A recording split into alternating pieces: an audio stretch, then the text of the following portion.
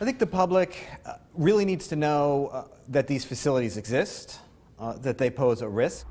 You think you're safe in your home, but nearly half of you live in a danger zone. If the worst case scenario chemical accident did happen, would your family get caught in a toxic cloud? ABC 15 investigator Lauren Gilger in the Arizona Center for Investigative Reporting spent months looking into that very question. And tonight, an exclusive look at your neighborhood emergency plans. Chemical accidents happen all around us. 6 explosions, big explosions. In our communities, near our homes and highways, hazardous materials that leak, burn, and even explode. The consequences can be dire.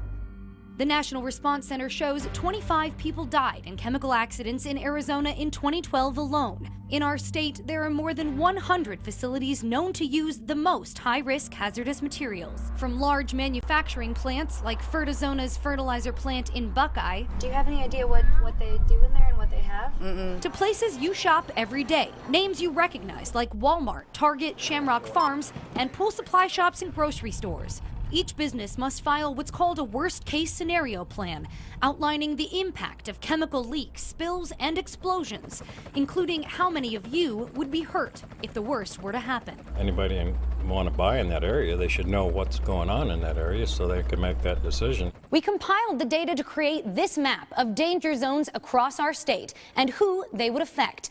We found nearly 3 million of you live within one or more of these danger zones. That's 44% of the state's population. We knew there were a lot of people in these vulnerability zones, but that is higher than even I anticipated. Sean Moulton is with the Center for Effective Government in Washington, D.C. He says the public needs to know what's in their backyard so they know what to do in case of an emergency. West Texas was a tragic example of how bad things can get when the information isn't shared and people don't know what risks are in a facility. Our investigation found the top 3 facilities alone would affect most of the valley if their worst-case scenarios took place. Many of the danger zones overlap. If you live in parts of Tempe, 8 different facilities could affect you. In Scottsdale, 5 overlap. There's another cluster of danger zones along the I-10 in West Phoenix. The largest danger zone surrounds DPC Enterprises in Glendale. They repackage chlorine. If the worst happened here, 1.9 million people within a 14-mile radius could be exposed to dangerous chemicals. All of a sudden, from 0 to 1,000 patients. That'd be very, very hard for any hospital in Phoenix to handle all of that.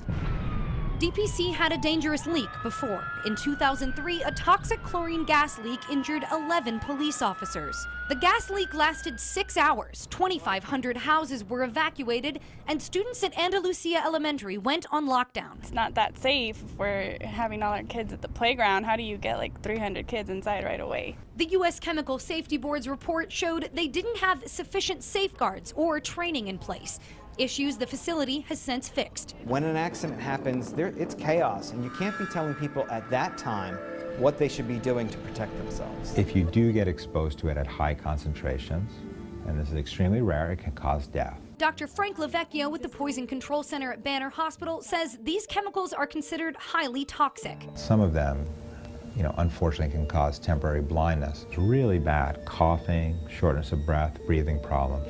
I think it would be a good idea just to not have them near our kids.